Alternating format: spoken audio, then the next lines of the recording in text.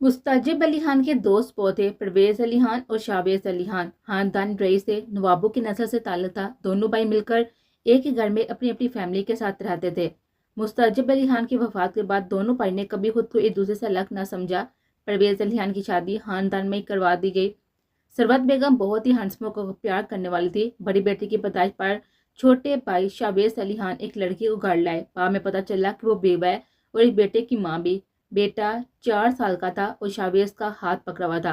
शाहवेज अली खान ने फरवा के मतलब भाई को सब बता दिया कि वह उन्हें पसंद करता था, लेकिन घर वालों ने उनकी शादी जबरदस्ती कर दी। लेकिन खुदा का कुछ और मंजूर था। शोहर की वफात के बाद ससुराल वालों ने फरवा को भी घर से बेदखल कर दिया और शाहवेज अली खान को पता चला। पूरा 1 साल वह फरवा को मनाता रहा, लेकिन वो ना मानी और बिल्लाहिर आज आखिरी सहारा बाप वो भी इस दुनिया से चला गया। तो शाहवेज अली खान फरवा को निकाह करके घर ले आया और परवेज खान ने भाई की इस बात को सराहाया। उसे कांधे पर थपकी देकर वो खुश थे कि सरवत बेगम ने भी फरवा से बहुत ही चाहत और मोहब्बत की और फरवा भी बहुत मोहब्बतों की तरसी सबको इज्जत व एहतराम दिया। उनका बेटा नौफल शाहवेज का दीवाना था। वो बहुत ही चाहता था शाहवेज को और शाहवेज भी नौफल के बाप की तरह प्यार करता था। मिशाल से 2 साल छोटा अभियान था। अभियान के आने के बाद घर बार का वो लाडला बन गया। अपनी चाहत और मोहब्बत करके वारिस को ही मिलती है, नौफल को तो नहीं। नौफल ने तो कभी इस बात को महसूस नहीं किया, लेकिन फरवा के दिल में एक गिरा सी पड़ गई। दिन यूं ही बीते। नौफल को फौजी बनने का शौक था, लिहाजा वो यूनिवर्सिटी से पास आउट करके कैडेट अकेडमी ज्वाइन कर ली। लेकिन जाते हुए माँ को रोता हुआ छोड़कर गया। साथ में 2 जुड़वा बहनें जो कि जोड़वा थी, नूर और हूर, जो दोनों नौफल को बहुत ही अजीज थी। उन्हीं की हम उम्र थी। सरबत बेगम ने सबसे छोटी बेटी नीता, जो कि अभियान से 2 साल छोटी थी। ये एक मुकम्मल फैमिली थी, खुशहाल मोहब्बतों से भरपूर। लास्ट टाइम जब नौफल घर आया तो उसकी शादी की बात चल निकली।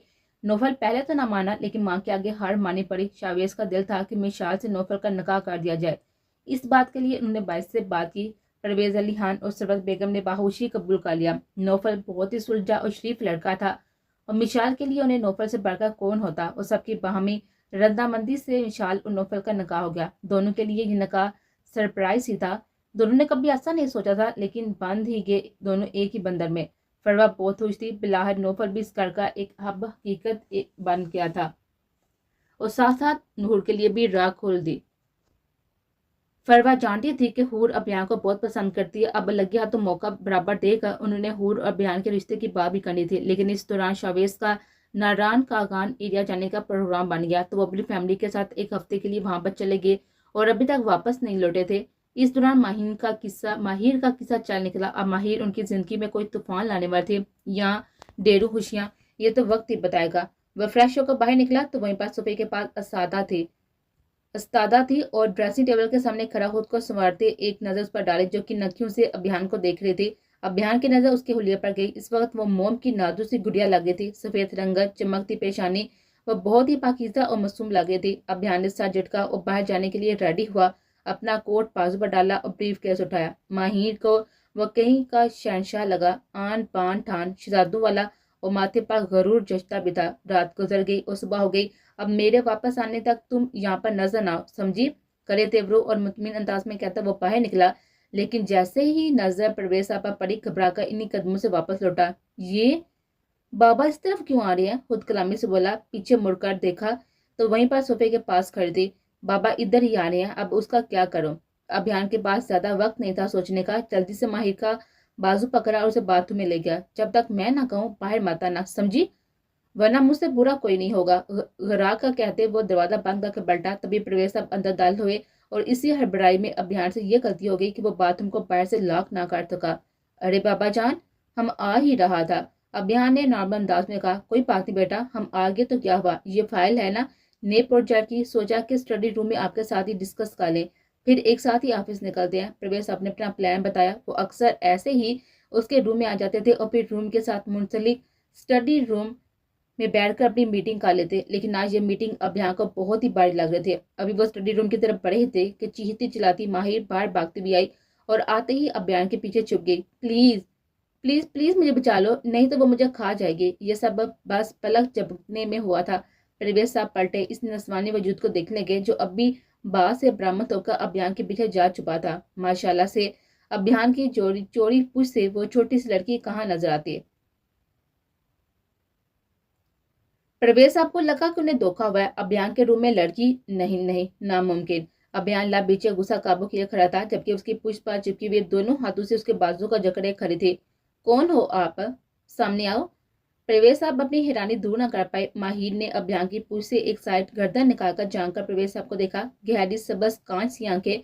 प्रवेश साहब हक्का बक्का रह गए और हैरत से उनकी आंखें फैल गई। सवाली नजर से अभियान को देखा। अभियान ने माहिर को बाजू से पकड़कर सर पर खड़ा किया कि अब तो जो होना था हो गया, अब सारी बात बाबा को बतानी थी। लेकिन ये उसकी खुशफहमी थी। आप कौन है बेटा? प्रवेश साहब ने माहिर को सर से पांव तक देखा। अंकल, मैं माहिर हूँ। आवाज में भी वही खनक थी। कुछ पाल के लिए तो प्रवेश साहब को यकीन आया कि ये सच है या उनकी आंखों का धोखा। अब यहाँ अल्फाज साथ ना देते। प्रवेश साहब के प्यार से बात करने पर माहिर को बहुत ही हौसला हुआ। अंकल, मैं रात से यही हूँ। अल्फाज थे कि गोया बम, एटम बम। अभियान ने मुड़कर उसकी तरफ खून हवा नौ से देखा कि जो बात बतानी चाहिए वो क्यों नहीं बता रही। अभियान के साथ देखने पर माहिर सहम गई और सरबत बेगम माहिर के अल्फाज सुन चुकी थी। दरवाजे में ही साकत खड़ी रह गई। कुछ पल खामोशी की नजर हो गए। बाबा, ऐसी कोई बात नहीं है और तुम सच सच बताओ। अभियान प्रवेश साहब को धीरे से कहकर माहिर से कड़क लहजे में बोला। अभियान, बच्ची को प्रेशराइज मत करें। प्रवेश साहब सख्त लहजे में बोले। अभियान आंखों में बेच के लिए बाप को देखे गया। अंकल, अंकल प्लीज, आप उन्हें कुछ ना कहे, ये बहुत अच्छे हैं। माहिर अब जल्दी से प्रवेश साहब के पास आकर बोली कि अभियान को उसकी वजह से डांट ना पड़े, और डांट खाने के बाद वह माहिर के साथ क्या करेगा वो डर गए। अंकल, उन्होंने मेरा बहुत ख्याल रखा। रात को पेट भरकर खाना खिलाया। इतना भारी लहंगा था तो उन्होंने खुद मुझे अपने कपड़े दिए पहनने के लिए और फिर रात को आराम से बिस्तर पर सुलाया। बहुत ख्याल रखा मेरा। माही ने अपनी तरफ से अभियान को बचाना चाहा, सारा झूठ बोलकर, लेकिन उसकी इन्हीं झूठी बातों से अभियान फंस गया। लहंगा? सरबत बेगम की सुई लहंगे पे अटक गई। उन्हें अपने कानों पर यकीन आया। रूम में नजर दुराई तो शायद सोफे पर एक तरफ लाल रंग का लहंगा पड़ा हुआ था। सरबत बेगम सर थाम कर आ गई। ये सब क्या है अभियान? प्रवेश साहब अब जरा भड़म हुए। बाबा, आप मुझ पर शक कर रहे हैं? अभियान को सदमा लगा। आप मेरे साथ आए। प्रवेश साहब ये कहकर बाहर निकले। अभियान ने लब बीच कर गुस्से की नजर माही पर डालकर प्रवेश साहब के पीछे गया। आंटी प्लीज आप रोए मत। अंकल से कहे ना कि वो उनको कुछ ना कहे, वो बहुत अच्छे हैं। न जाने क्यों डर के मारे माहिर अभियान का नाम तक नहीं ले रही थी और सरबत बेगम ने एक नजर इस मासूम पर डाली जिसके चेहरे पर अभियान के लिए परेशानी नमाया थे। सरबत बेगम को समझ न आया कि उससे क्या पूछे कि वो कौन है, कहाँ से आई है। बस उसका चेहरा, सरबत बेगम उसके चेहरे की मासूमियत पे खो सी गई थी। उन्हें ये लड़की भली और मासूम लगे, जिसकी उम्र लगभग 18-19 साल के दरमियान थी। वो बहुत ही छोटी थी लेकिन अभियान के लिए बहुत ही परेशान थी। सरबत बेगम खड़ी हुई, उसके सर पर हाथ फेरा। मैं आपके लिए खाने के लिए कुछ बचवाती हूँ और कपड़े भी। आप ये कपड़े चेंज कर ले, फिर बात करते हैं। सरबत बेगम माहिर को हक्का बक्का छोड़कर बाहर चले गए। ये कैसी फैमिली है? मजाल है जो किसी ने मुझसे एक बार भी पूछा हो कि मैं कहाँ से आई हूँ, कैसे यहाँ पर पहुंची। माहिर पैर की सर पर बैठकर तपसा करने लगी। अब सब घर वाले कम अक्ल लगे, जबकि हकीकत में वो कम अक्ल निकल गई थी जो असल बात बताकर अभियान को फंसा दिया। अभियान, ये सब क्या है? आप ऐसे कैसे? बाबा, आपको मुझ पर एतबार नहीं? अभियान को दुख हुआ। यही बात दुख दे रही है। एतबार अपनी जगह, लेकिन जो हम देख कर आए हैं उसे भी फरमोश नहीं किया जा सकता। बाबा, कभी कभार आंखों देखा भी गलत हो सकता है। आप मिशाल आपी और नीता को घर आने दें, इसके बाद मामला आपका है। आप दोनों बहनों को इसमें क्यों इन्वॉल्व कर रहे हैं? प्रवेश साहब ने अभियान की बात काटी। आपकी दोनों बहनें आपसे बहुत मोहब्बत करती हैं और बहुत ही इज्जत। हम नहीं चाहते कि उनके सामने आपका इमेज खराब हो। ठहरे हुए लहजे में बहुत ही सख्त बात कह के प्रवेश साहब बाबा साहब कह रहे हैं, न जाने कौन लड़की है और किस मकसद से आई है। नाम तो उसने मिशालापी और नीता का ले लिया है, लेकिन क्या पता सच कह रही है या झूठ। अभियान सोच में पड़ गया। बाबा, मेरे इस लड़की से कोई ताल्लुक नहीं। अभियान कहने लगा कि उससे पहले ही प्रवेश साहब बोल पड़े। अभियान, कुछ भी कहने से पहले आप ये जरूर सोच लीजिएगा कि आप भी बहनें रखते हैं। वो लड़की जो कोई भी है हम नहीं जानते, लेकिन वो रात भर आपके रूम में रही है और जिस हालत में थी वो। प्रवेश साहब एकदम चुप हो गए। बाबा, मैंने सिर्फ उसकी मदद की थी। अभियान बेबस हुआ। मुझे आप पर पूरा यकीन है, लेकिन बेटा, लड़की की इज्जत बहुत ही नाजुक होती है। जरा सी आंच आने पर सब खत्म हो जाता है। वो अभी बहुत छोटी है, ना समझ है, जिंदगी की पेचीदगियों को नहीं जानती। एक रात घर से बाहर रहना लड़की के लिए उसकी इज्जत को कैसे बर्बाद कर सकता है वो नहीं समझती। परवेज साहब अब अभियान की जाने मुड़े, लेकिन आप मेरे समझदार बेटे हैं, आपसे मुझे समझदारी की तवक्को है। परवेज साहब अभियान को अजीब मुश्किल में डाल दिया था। न जाने बाबा क्या कहना चाह रहे थे, उन्हें मुझसे क्या उम्मीद है, लेकिन उससे पहले कि वो किसी फैसले पर पहुंचे मुझे बाबा को सब कुछ बताना होगा। अभियान ने दिल में पक्का तहिया किया। वापस पलटा तो परवेज साहब नहीं थे। बाबा कहाँ चले गए? अभियान सोचते हुए अपने रूम की तरफ आया ताकि माहिर को सीधा कर सके। माहिर पेट पाकर नाश्ता करके और सरबत बेगम के दिए हुए कपड़े पहनकर अब खुद को बहुत ही फिट महसूस करती। अब उसे आगे का सोचना था, बीजान से रब्ता करना था। मोबाइल नंबर तो याद था, लेकिन राब्ते के लिए भी मोबाइल चाहिए था। इधर उधर नजर दुराई, टेबल पर अभियान का मोबाइल नजर आ गया। खुशकिस्मत से मोबाइल पर पासवर्ड ना था। जट से बीजान का नंबर बुलाया। थोड़ी सी देर में कॉल उठा ली गई। बीजान, मैं आपकी हीरे। माहिर की आंखें नम हो गई। मेरी जान, मेरे हीरे, कैसी है तू? ठीक है ना? हाँ बीजान, ठीक हूँ मैं। आप कैसी? और घर में? हीरे, तू जहाँ भी है वहीं रहना। हान के बंदे तुझे पागल कुत्तों की तरह ढूंढ रहे हैं और इनकी इज्जत का जनाजा जो निकला है। और तेरा बाप भी काम नहीं है, पुलिस का सहारा लिया है। बस तू उनके हाथ ना लगना मेरी जान, अपना ख्याल रखना। बीजान रो पड़ी। अच्छा, अब फोन ना करना, मुझे जब भी मौका मिला मैं खुद करूंगी। तेरा बाप मेरी भी निगरानी करवा रहा है। बस मेरी बच्ची, अपना ख्याल रखना। अल्लाह ताला निगहबान। बीजान ने फोन बंद कर दिया। माहिर मोबाइल हाथ में पकड़ कर रह गई। बीजान, मैंने तो आपको अपना हाल बताना था, कहाँ जाऊं मैं? माहिर की आंखों में आंसू बढ़ आए। माहिर को महसूस हुआ कोई पीछे से जट से उठी और मुड़कर देखा। मोबाइल वाला हाथ पीछे छुपा लिया। सामने खड़े 7 तेवरों से अभियान उसे घूरा था। अभियान की नजर उसके हाथ पर गई। क्या छुपा रही हो तुम? हुनवार अंदाज में पूछा और आगे बढ़ा। नहीं, कुछ नहीं। माहिर सटपटा गई। वो बीजा का नंबर डिलीट करना चाहती थी ताकि अभियान को ना पता चल सके। वो आगे बढ़ता आ रहा था। माहिर पीछे होती दूसरी साइड से भागी। अभियान भी पीछे हुआ। वह उछलती, कभी इधर जाती कभी उधर। अभियान इस छोटी सी लड़की की ऊट पटांग हरकतों पर जिद गया। हाथ आओ मेरे, फिर बताता हूँ तुम्हें। अभियान दांत कुचकुचाकर बोला। माहिर का एतमाद आता जा रहा था। वहीं पर रुक जाए, मैं दे देती हूँ। अभियान ने नफी में साह लाया। आप कुछ भी कह ले, हमें अभियान पर पूरा भरोसा है। देखें, ऐसा कोई काम करें जिससे हमारा सर शर्म से झुक जाए। सरबत बेगम ने सब बातें करने के बाद आह में अभियान की ही तरफदारी की। उन्हें अपने बेटे पर पूरा भरोसा था। वो दिल से उस पर यकीन करते थे। दिल हमारा भी नहीं मानता सरबत जी कि अभियान कुछ ऐसा कर सकती हैं, लेकिन इस बच्ची की वजूद को भी नजरअंदाज नहीं किया जा सकता। परवेज साहब की परेशान कुन आवाज पर सरबत बेगम सोच में पड़ गई। मैं इस लड़की से बात करती हूँ, देखती हूँ कि वो क्या कहती है। सरबत बेगम उठी थी। अभियान के कमरे की जानब बढ़ी। परवेज साहब ने साथी से आंखें मोड़ ली। वो क्या सोच रहे थे सरबत बेगम अच्छे से जानती थी। पुराने जख्म एक बार फिर से ताजा हो गए थे। अभियान जैसे इसकी तरफ बढ़ने लगा, माही फिर से एक ही जस्त लगाते बेड पर चढ़ गई और दूसरी जन्म से उतरने लगी कि अभियान ने उसे जा लिया, लेकिन खुद को बचाते बचाते वो बेड पर बुरी तरह से जा गिरी, जबकि अभियान उसे पकड़ने के चक्कर में उसके ऊपर जा गिरा। इस बात का उसने अच्छा फायदा उठाया। माहिर के दोनों हाथ ऊपर बेड पर पिन करते हुए उसे काबू किया। माहिर मछली थी, लेकिन अभियान की गिरफ्त बहुत ही मजबूत थी। वो नाजुक सी लड़की उसकी गिरफ्त में हिल भी ना पा रही थी। अपने साथ आंखों से उसे घूरे थी। अभियान ने उसके हाथ से मोबाइल लेना चाहा कि उसकी नजर इन दो गहरी सबस आंखों में जा ठहरी, जिनमें हल्की हल्की नमी थी। इतना मुकम्मल और पाक हुस्न आज तक अभियान ने नहीं देखा था। अपनी 23 साल जिंदगी में उसने इस तरह का हुस्न नहीं देखा था। आज तक किसी लड़की को अपने करीब आने ना देने वाला अभियान परवेज खान इस वक्त एक ऐसी लड़की के हिसाब में मुकैद हो रहा था जिसे वो जानता तक न था। मही भी बिन पानी की मछली की तरह तड़प रही थी और बहुत कोशिश कर रही थी कि अभियान को हटा सके, जबकि वो तो मुकम्मल सुन ही हो गया था। उसकी एक हार्ट बीट मिस हुई। अभियान, अवाब पे वो चौंका और होश में आया। मोबाइल हाथ में थामे वो झट से अपनी जगह से उठ खड़ा हुआ। माँ को देख। वो थोड़ा शर्मिंदा हुआ, जिसकी आंखों में इंतहा दर्जे की हैरत थी। माही भी उठते हुए फौरन एक तरफ नजर झुकाकर खड़ी हो गई। उसे भी पहली बार जिंदगी में सबकी महसूस हुई। मामा जान, वो अभियान ने कुछ कहना चाहा, लेकिन उनकी नजरों में एक अजीब सी कैफियत देखकर वो एकदम चुप ही हो गया। आपको बाबा बुला रहे हैं।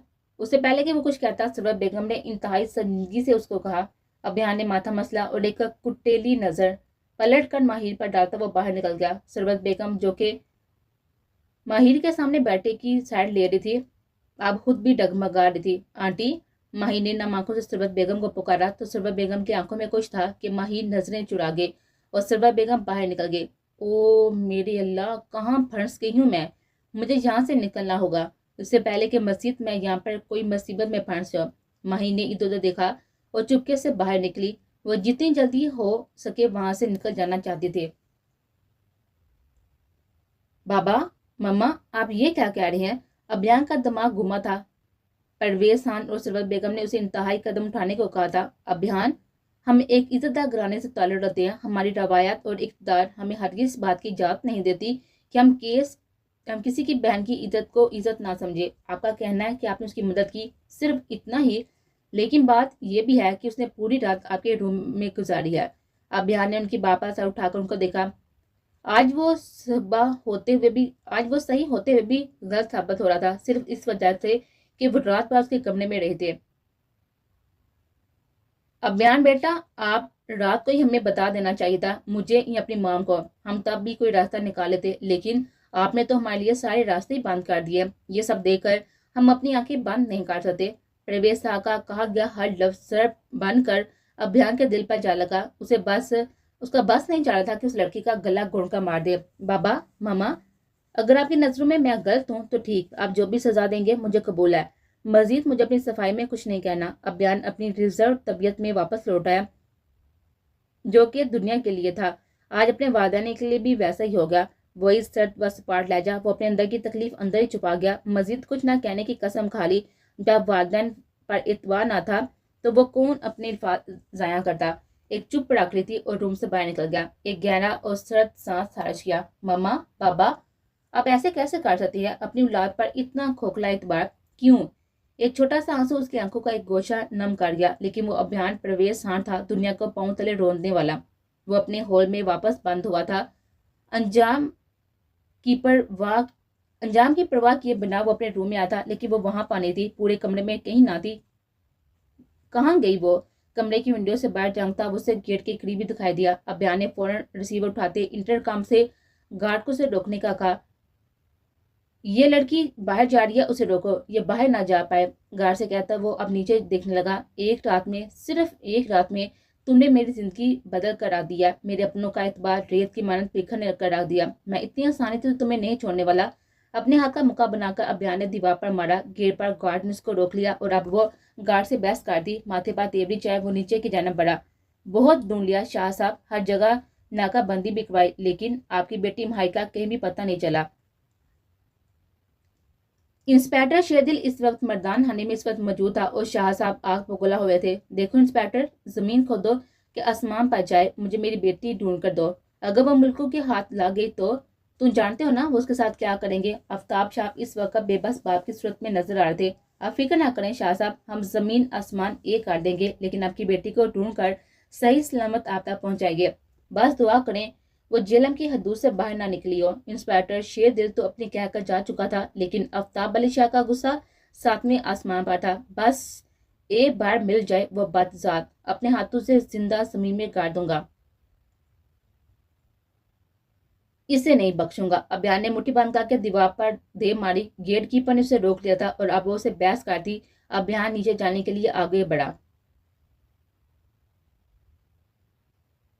रजा, अब मेजर नौफर से बात कर लें, इस केस के सिलसिले में वो आपको गाइड करेंगे।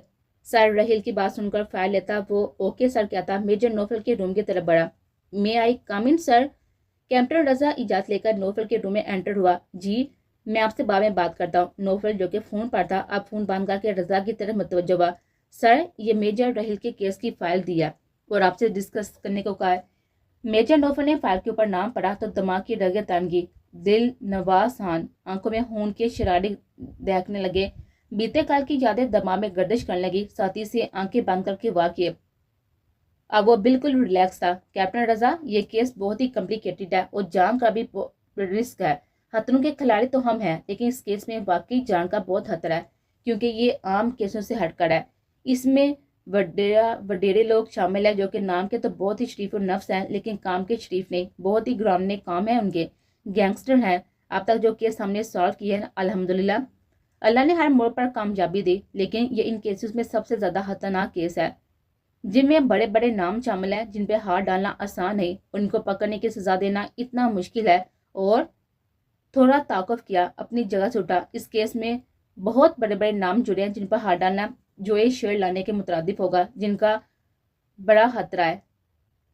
थोड़ा गर्दन तिरछा करके उसने देखा, एक बार आगे बढ़ा तो पलटना इम्पॉसिबल होगा। सर, इस वतन के दुश्मनों को कैफे करदाकता पहुंचाने में अगर जान भी चली जाए तो मुझे परवाह नहीं। ये जान इसलिए तो है अपने वतन पर कुर्बान हो सके, अपना हक अदा हो जाए। एक अज़म से रजा ने कहा, good, we need this spirit. Major Nofal ने कहा, ले ये फॉर्म फिल करें और यूनिवर्सिटी में अब आप एक सीक्रेट मिशन पर हैं, हम जैसे सीक्रेट इंटेलिजेंस के लिए। बाकी डिटेल्स रात को फ्लैट में डिस्कस कर लेंगे। मेजर नोफल ने मुस्कुराते हुए कहा, कैप्टन रजा। मेजर नोफल के स्माइल में एक हो गया था। बहुत ही पुरअसरार शख्सियत थी, हर रूप में यह इंसान आफत लगता था, इंतहाई पुरकशिश के सामने वाले को मातहत बना ले। मेजर नोफल कैप्टन रजा के सीनियर थे, दोनों यूनिवर्सिटी के दोस्त थे। रजा जूनियर जबकि नोफल सीनियर था। एज डिफरेंस भी बहुत ज़्यादा ना था। कैप्टन रजा 4 साल नोफल से छोटा था, लेकिन उनकी दोस्ती मसाले थी। बर वक्त नोफल उसे यूनिवर्सिटी से पास आउट करके मिलिट्री ज्वाइन कर ली, लेकिन रजा की पढ़ाई काफ़ी लेट मुकम्मल हुई, जिसकी वजह से वो कैप्टन था और नोफल के अंडर था। वो बहुत ही उच्च था। यहाँ एबटाबाद में वो और रजा एक ही फ्लैट में रहते थे। नोफल के नंबर पर निदा की कॉल आ रही थी। नंबर देखता वो मुस्कुरा उठा, मैं आपसे बाद में बात करता हूँ। रजा, यू मे गो नो। रजा मुस्कुराता बाहर निकला। कैसे हैं नोफल भाई? निंदा की चहती हुई आवाज कान में पड़ी। अल्हम्दुलिल्लाह, आप सुनाए, कैसे हालात है? नोफल मुकम्मल उसकी तरफ मुतवज्जो हुआ। हालात तो बड़े हड़ाप हैं। पास बैठी मिशा को देखा जो उसे घूरे थे। वो समझ गया था मेरी क्लास का टाइम हो रहा है, मैं चली, आप इनसे बात कर ले, बाय। निदा मिशा को मोबाइल थमाकर खुद निकल गई। मिशा ने दर्द दिल से मोबाइल कान से लगाया। हेलो, बामुश्किल हलक से आवाज निकली। कैसी हैं? गंभीर लहजे में पूछा गया। आप बिजी तो नहीं थे? निदा ने आपको कॉल करके तंग तो नहीं किया? नहीं तो, आप कैसी हैं? नोफल जानता था वो घबरा रही है, इसलिए खुद ही बातों का आगाज किया। जी ठीक हूँ। मिशाल को समझ आ रहा था कि क्या के दिल था कि दरक दरक कर बाहर आ रहा था। मिशाल, नोफल ने इतने जब्त के हाल में कहा कि मिशाल को लगा कि उसका दिल बाहर आ जाएगा, न जाने क्या कहने वाला है। आप ठीक है ना? नोफल उसकी खामोशी से परेशान हो गया। जी जी ठीक हूँ। वो बस ऐसे ही। मिशाल कंफ्यूज हो रही थी और नोफल की मुस्कुराहट गहरी हो रही थी। पढ़ाई कैसी जा रही है आपकी? नोफल ने उसे रिलैक्स करना चाहा। जी अच्छी जा रही है, मुख्तसर जवाब दिए जा रही थी वो। मुकम्मल कब होगी? नोफल अब जरा अपनी जोन में वापस आया। बस 2 माह में कोर्स कंप्लीट हो जाएगा। अब मिशा बड़े एतमाद से जवाब देने लगी। और आगे क्या इरादे हैं? नोफल ने तंग किया। आगे अभी सोचा नहीं। मिशा को उसकी बात की समझ नहीं आई। अगर नहीं सोचा तो मैं मशवरा दे सकता हूँ। मुस्कुराहट अभी भी गहरी थी। जी जी बिल्कुल बोले। मिशाल मतन गोश हुई। रुखसती की तैयारी कर लें, कहने के साथ ही एकदम चुप हो गया। जी? मिशाल हैरत से बोली, कान की लो तक गर्म हो गई थी। दिल अजीब ले पर दरकने लगा था। इतने सीधे साधे अल्फाज में बोल दिया। इस जी को मैं हाँ समझो। मिसिस मिशाल नोफल शाह। अब वो मुकम्मल उस पर हावी होता, उस पर लफ्जों का सैर फूंक रहा था। उसकी सांसें अतल पतल होने लगी थी। जो नोफल बाआसानी सुन सकता था। आंखें बंद किए और मिशा को खुद के करीब महसूस करा था। निकाह के बाद वो लड़की नोफल को दिलो जान से अजीज हो गई थी। लफ्जों से इजहार कभी ना किया था, लेकिन वो दिल पर काबज हो गई थी, ये वो अच्छी तरह जानता था। रखती हूँ, क्लास का टाइम हो गया। मिशा से कोई बात ना बन पाई और खुदाफिज कहते फोन बंद करके लंबे सांस खारिज किया। और प्यारी सी मुस्कुराहट इस प्यारी सी लड़की के चेहरे बहुत ही बली लागे थे। दूसरी तरफ नोफल खुलका मुस्कुराया। मिशा का शर्माना नोफल के दिल पर असर करता था। दिल पर असर करता था उसका छुई मुझ जैसा वह अंदाज। नोफल को उसके करीब लेकर जाता था। एक बार फिर बैल हुई। मुस्कुराहट की जगह संजीदगी ने ले ली, लेकिन इस बार नंबर देकर नोफल के चेहरे पर यकदम कड़कती छाई और दांत पीसने लगे। चढ़ से फोन उठाया और कान से लगाया। दूसरी तरफ वाले शख्स की बातें नोफल के गुस्से को बहुत ही हवा दे रही थी। उसका बस नहीं चल रहा था कि सामने वाले शख्स को हमेशा के लिए चुप करवा दे। कॉल बंद हो चुकी थी, लेकिन नोफल का गुस्सा था कि कम नहीं हो रहा था। मोबाइल को टेबल पर पटा और दिमाग लड़ाने लगा।